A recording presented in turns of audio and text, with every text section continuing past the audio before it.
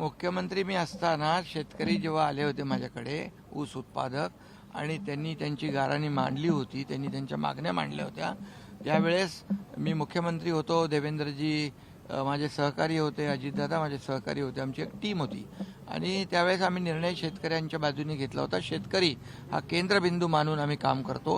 हे सर्वसामान्यांचं शेतकऱ्यांचं सरकार आहे, त्यामुळे FRP एक रकमी द्यावा अशा प्रकारचा निर्णय त्यावेळेस आम्ही घेतला होता, टीमने मिळून घेतला होता.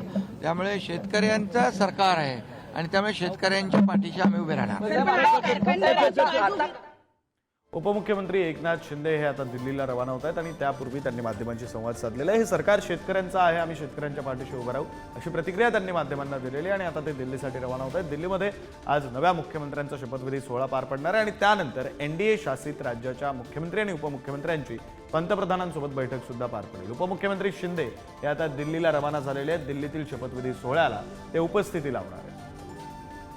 दिल्लीमध्ये NDAची महत्त्वाची बैठक सुद्धा पार पडणार आहे. शपथविधी सोहळ्यानंतर ही बैठक पार पडणार आहे. NDA शासित राज्याचे मुख्यमंत्री आणि उपमुख्यमंत्री या बैठकीला उपस्थित असतील आणि या बैठकीसाठी म्हणून उपमुख्यमंत्री शिंदे आता दिल्लीला रवाना झाले.